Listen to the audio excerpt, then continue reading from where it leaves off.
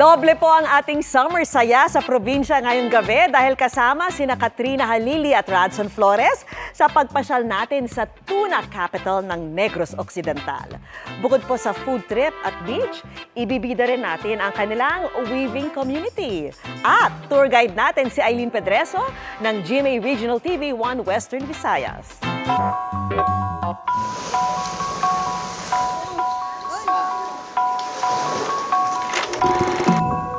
Sariwang hangin, malinaw at malinis na dagat, masarap na seafood, at simpleng pamumuhay ng mga residente.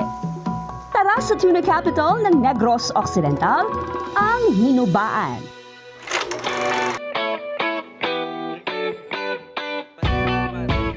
Apat na oras ang biyahe mula sa Bacolod City papunta sa naturang bayan. First stop, ang makasaysayang Ubong Cave. Mga kapuso, isa sa ma-e-enjoy nyo dito sa Hinubaan ay itong Ubong Cave. 2015 nang dinevelop ng LGU itong kuweba. At ang laki nito, akalain nyo ba naman, sing laki ng isang buong gym. Paborito itong puntahan ng mga gustong mag-explore, lalo't agaw pansin ang hugis isda nitong disenyo. Nagsilbi rin ito noong headquarters ng mga Amerikano sa kasagsagan ng World War II. Must visit din ang beaches dito sa Hinubaan. At alam nyo ba, 11 sa 13 mga barangay ng bayan ay nasa gilid ng baybayin. Kaya no doubt na pangingisda ang paunahing hanapbuhay ng mga tao dito. Isa sa mga ipinagmamalaking produkto dito ang isdang bantalaan o tuna.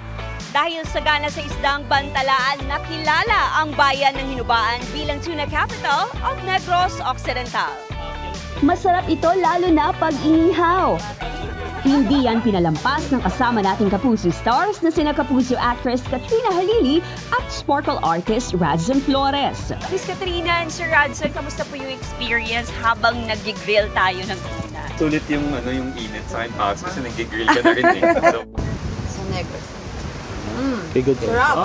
Bakit marami kami neto dito is because there's said to be some sort of a migratory fish po. So, travel sila po, daan dito sa Hinubaan papuntang General Santos.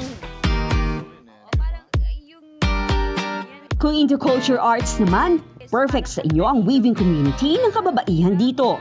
Ang kanilang mga produkto, ipinagbibili sa mga karatig bayan maging sa ibang bahagi ng bansa.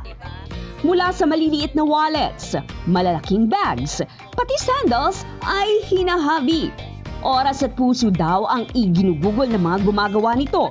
Kaya naman bawat detalye sa produkto ay talaga namang mamahalin ng mga bibili. Sina sparkle artist Mikey Quintos at Kapuso actor Royce Cabrera naman ang kasama kong sumubok. Ngayon pa lang, tingnan mo, focus na ako dito. Huwag naman tayo laging nasa cellphone lang. That's true. So a healthier habit or hobby. Mahirap lang daw tingnan ang proseso pero kapag nakasanayan na, madali lang ito. Ito, pag sanay na sanay ka na, pwede ito ng 2 oras. Adventure, check. History, check. Food trip, check. New discoveries, check. Talaga namang wala ka nang hahanapin pa sa bayan ng Hinubaan. Kaya tara na sa Hinubaan. Eileen Pedreso para sa 24 Oras Summer Saya sa probinsya.